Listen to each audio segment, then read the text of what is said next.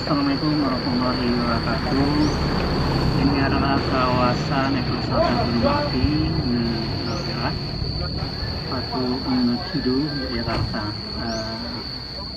Dan ini adalah kegiatan dari seksi satuan daripada ilmu lingkungan se-Indonesia, sarjananya. Di sini kita melihat tadi itu peninggalan gunung api ya. Ini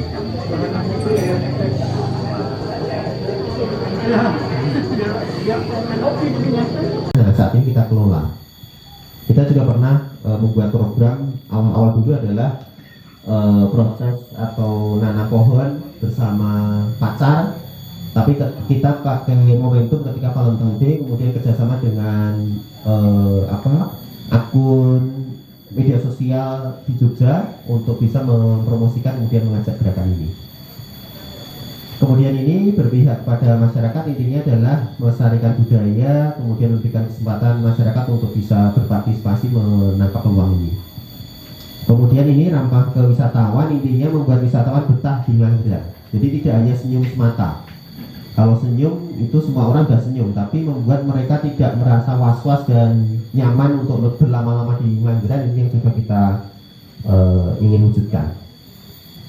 Nah, secara tidak langsung dan tidak kami sadari itu ternyata kita menerapkan kriteria standar CBD ASEAN.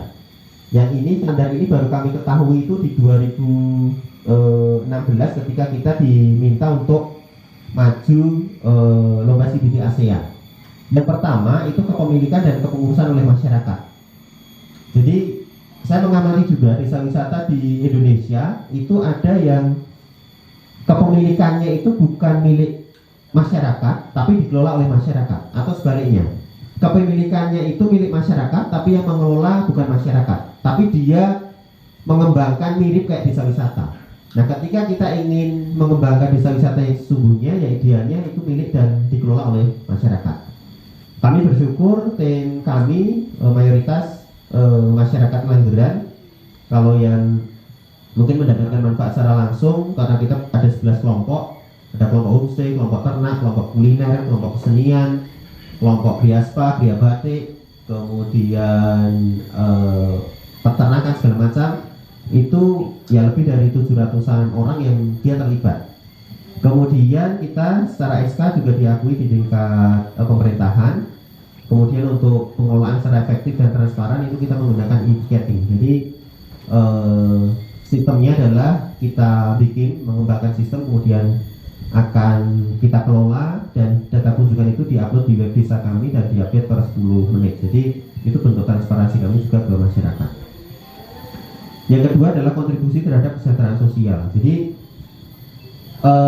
dengan pengembangan desa wisata ini kita mengangkat martabat dan kebanggaan masyarakat desa Manggarai.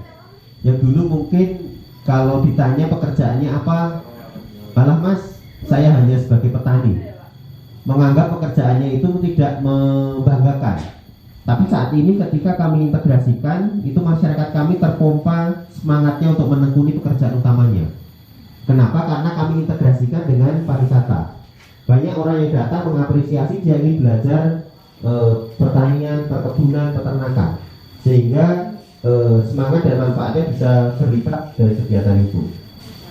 Kemudian kita juga mendistribusikan hasil kegiatan pariwisataan secara adil dan sesuai porsinya. Kami juga melakukan kerjasama dan membangun jejaring pasar. Jadi dengan adanya titik orang datang ke Manggarai, itu kita bisa menjual produk-produk lokal desa kami keluar. Yang ketiga itu kontribusi menjaga dan meningkatkan kualitas lingkungan. Nah, ini yang penting menurut kami. Saat ini di desa kami semakin hijau, terutama di kawasan gunung. Kemudian ya masyarakat itu memanfaatkan pohonnya itu menjadi opsi terakhir untuk dipanen. Kalau dulu waktu-waktu ingin sekolah atau kuliah atau daftar ulang, itu mereka akan panen pohonnya untuk biaya pendidikan. Tapi saat ini seiring dengan pengembangan desa wisata, itu mereka bisa nabung dari sektor pariwisata. sehingga pohon itu dijadikan ATM hijau. Jadi opsi terakhir. Kalau di kita itu rata-rata kan jadi hutan rakyat ya, jadi campuran agroforestry. Itu ada mahoni, ada sono, ada jati. Itu apa ya istilahnya ya campur. Dan biasanya ya masyarakat ketika yang penting dia sudah punya lahan untuk pangan, itu yang lahan lain yang dia tidak mampu untuk mengerjakan ya hanya dihutankan saja. Jadi jadi hutan rakyat. Yang keempat, itu mendorong terjadinya partisipasi interaktif antara masyarakat lokal dengan pengunjung atau wisatawan. Nah, ini adalah bedanya desa wisata dengan wisata desa. Banyak yang mendeklarasikan dia menjadi desa wisata, tapi sebenarnya dia itu prakteknya adalah bukan desa wisata, tapi hanya wisata desa. Wisata desa itu adalah adanya objek wisata di desa, tapi tidak ada interaksi aktif antara wisatawan dengan masyarakat lokal. Dan tidak ada homestay di sana. Nah, kalau desa wisata itu harus ada interaksi interaktif antara masyarakat dengan tamu. Nah, program unggulan kami itu sebenarnya adalah live in. Jadi kami punya program menginap di Manggeran, di homestay itu dari 2 hari 1 malam sampai 10 hari 9 malam. Jadi per harinya itu ada workshop bersama masyarakat. Jadi belajar pertanian, belajar kebudayaan, bahkan belajar menggah ungguh. Jadi biasanya siswa sekolah yang non negeri, yayasan atau apa, dia punya program ini. Nah, sekali masuk itu bisa 100-150 orang. Dan ya permintaan tertinggi kami itu dari program in. Sekali program mungkin bisa 200-300 juta itu berputar di desa kami. Kemudian itu lebih efektif, semua masyarakat akan merasakan kemudian terlibat. Biayanya kami beragam dari 450 sampai 1.500.000 ada. Nah, per orang selama program. Karena kita mainnya di kapasitas minimal 30 orang.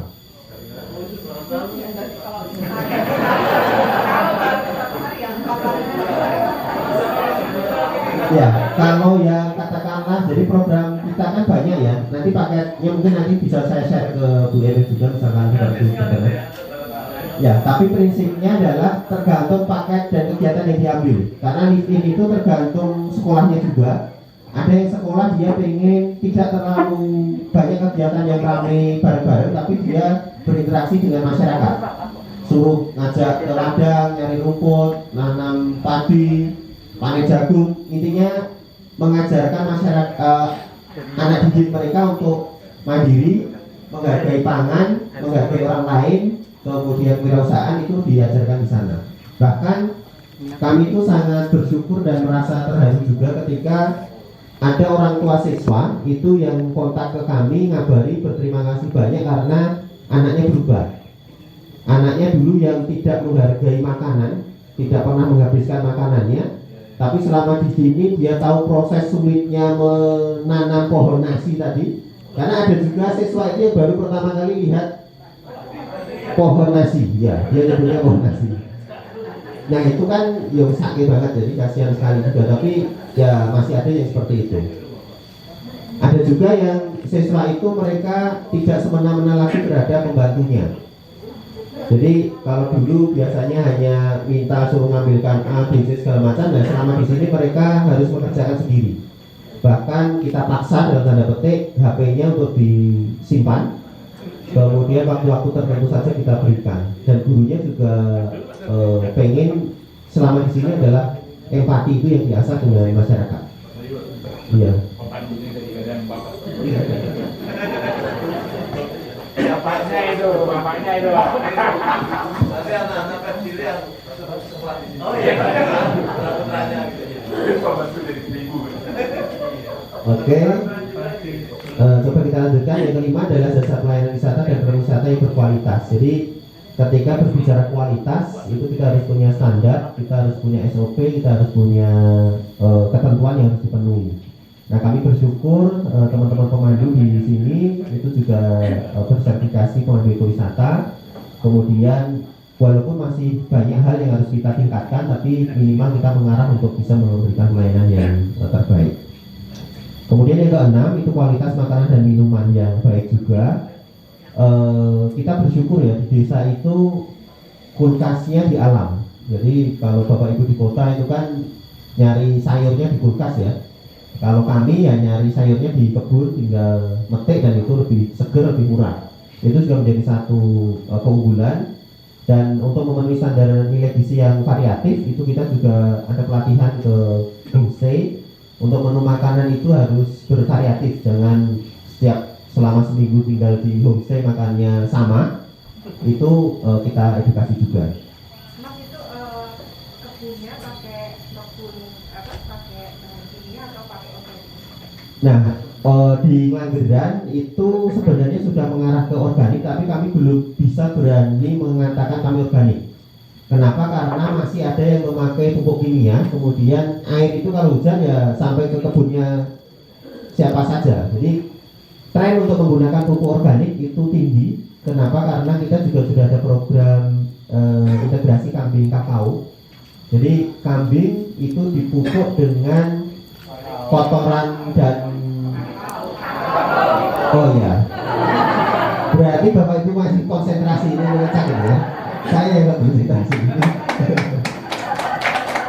Jadi kakao itu dipupuk dengan kotoran kambing, kemudian kambing itu dikasih pakan, daun dan ininya kakao. Jadi kulit kakao itu fermentasi untuk pakan ternak.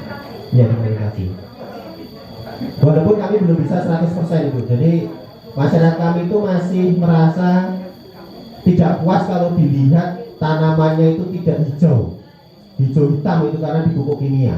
Padahal saat ini yang menjadi isu bahwa pupuk itu sulit didapat dan ya dari segi keramahan lingkungan, kesehatan itu kan lebih mengarah ke yang organik. Ya itu mungkin harapannya nanti misalkan ada hal yang bisa kita kerjakan bareng di sini untuk menuju organik, kita sangat berterima kasih. Yang ketujuh adalah kualitas akomodasi. Nah, ketika berbicara akomodasi di desa kami itu adalah homestay. Ya, ini salah satu homestay terbaik 2019 menjadi pemenang homestay 2019 di DIY punya warga. Jadi fasilitasnya pun juga sudah baik. Ada 32 titik itu yang sudah pakai fiber optik masuk. Jadi walaupun sinyal seluler agak sulit, tapi insya Allah sinyal internet di homestay itu cukup bagus karena kita dapat program kolaborasi Kominfo dengan Kemenpar waktu itu 2018 jaringan fiber optik masuk di desa kami. Semalam itu murah Ibu, 150.000 per orang per malam. Satu kamar bisa 2 orang, kalau keluarga mau diisi 4 orang juga boleh, tapi bayarnya tetap sama 150.000 per orang. Ya. Ya. Bayi kalau masih digendong ya gratis lah. Tapi usia kita nggak sakit kok Pak, katakanlah dia masih kecil, hitungannya hitungan keluarga. Jadi bedanya nginep di hotel sama di desa wisata itu ada harga keluarga.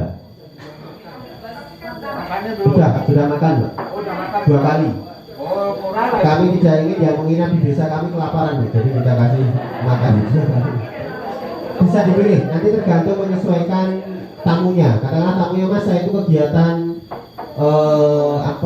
malam atau siang, saya makannya waktunya itu disesuaikan aja. Iya.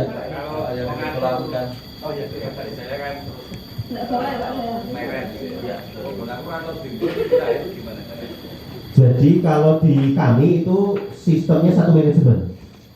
Tamu itu katakanlah Ibu mau menginap di homestay A, itu datang langsung ke homestay A itu nggak bisa. Pemilik homestay akan ngomong, mohon maaf silakan hubungi dulu di sekretariat. Karena kami mengatur itu satu pintu. Kami menjaga untuk bisa berupaya meratakan walaupun tidak bisa 100%. Karena tamu juga tidak bisa terlalu dipaksa dia berada di titik terjauh dari titik inti. Tapi dengan program live-in itu kita bisa mengisi semuanya. Jadi sejak awal itu kita sampaikan ke pemilik homestay bahwa penghasilan dari homestay ini adalah bonus. Jangan dijadikan penghasilan satu-satunya karena kami khawatir nanti gesekan antar masyarakat itu tinggi. Jadi yang namanya bonus itu kalau ada disyukuri alhamdulillah, kalau nggak ada ya dicari tapi nggak usah ngongso. Nggak usah ngongso itu nggak usah Memaksakan, ya. Tapi tarifnya beda-beda kan? Tarifnya beda-beda. Tarif Tarifnya masih sama. Nah itu Bu, bedanya di walaupun saat ini kita mengarah ke dibuat beda. Kami awal-awal dulu mau digunakan untuk homestay aja kami sudah bersyukur. Ketika kami bedakan, itu namanya pemahaman di masyarakat kan beragam. Ini kode-kode sama-sama dipakai menginap kok. Homestay saya dihargai dengan harga yang lebih murah. Itu kami menjaga itu. Tapi alhamdulillah saat ini sudah teredukasi kan cukup lama. Ada yang ada water heaternya, ada yang wifi, ada yang tempat tidurnya itu bagus. Itu nanti akan ada kelasnya. Jadi kita mengarah ke grade A, B, C. Tapi untuk sampai detik saat ini itu masih sama.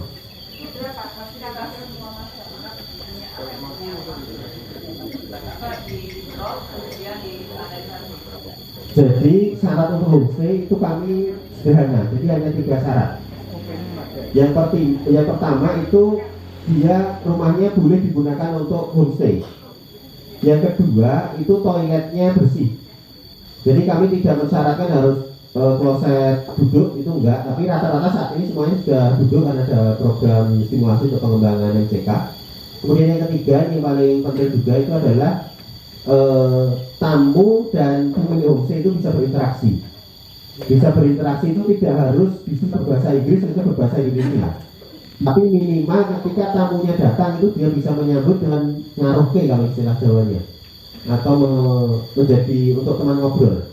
Kami ada juga satu homestay itu yang dua-duanya itu PNS, guru semuanya. Jadi ketika siang itu rumah itu kosong. Nah itu juga tidak kami gunakan untuk homestay yang menginap dia butuh interaksi dengan pemilik homestay. Jadi hanya digunakan ketika makan mahasiswa itu kan rombongan banyak masuk, nah boleh ke situ.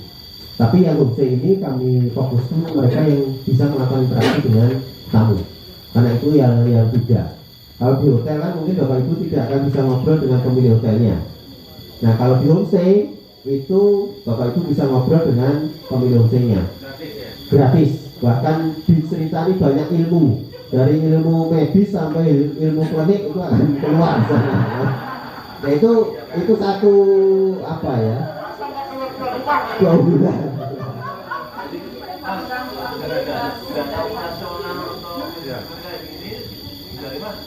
Oke, satu dulu ya. Yang pertama dana operasional yang kita kelola. Jadi homestay itu harganya kita sepakati. Pemilik homestay akan ngomong harganya A. Katakanlah di sini harganya yang masuk ke pemilik homestay itu 95.000. Jadi dari 150.000 sisanya 95.000 sisanya itu kita kelola. Kami kelola itu sudah tiket masuk, kemudian kas yang kami gunakan untuk membuat papan homestay, buku tamu, katakanlah pelatihan segala macam itu dikelola dari situ. Jadi ya betul, itu kita yang ngelola. Jadi pokoknya pemilik homestay itu totalitas membahagiakan tamunya, menyiapkan tempatnya, tidak pusing-pusing ngurusi bagaimana nerima duit. Jadi yang nerima duit kami aja.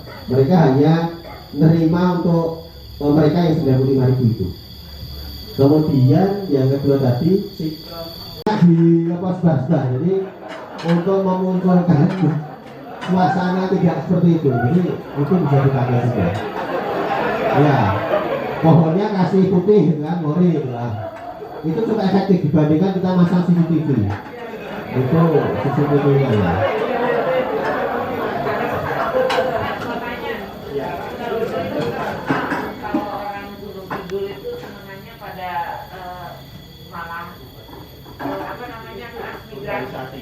Urbanisasi, jual bakso, jual jamu, dengan adanya kondisi seperti ini apakah berpengaruh? Jadi 60 bulan sekarang, dulu kan orang tua aja yang ada di tidur, anak-anaknya pada pergi. Ya, itu sama tuh. Jadi desa kami itu salah satu desa penyumbang TKI yang banyak. Bahkan itu dulu. Sekarang enggak. Jadi kami itu punya kelompok namanya TKI Purna. Jadi mantan-mantan TKI. 80 homestay kami, 85%-nya itu pernah menjadi TKI. Ada yang ke Arab, ada yang ke Korea, ada yang ke Jepang, ada yang ke ya, dan rata-rata menjadi ada yang di pabrik, ada yang asisten rumah tangga. Kami punya prinsip pariwisata untuk silaturahmi, pariwisata untuk persaudaraan dan pembelajaran. Saya akhiri dari saya, wabillahi taufiq wal hidayah. Assalamualaikum warahmatullahi wabarakatuh.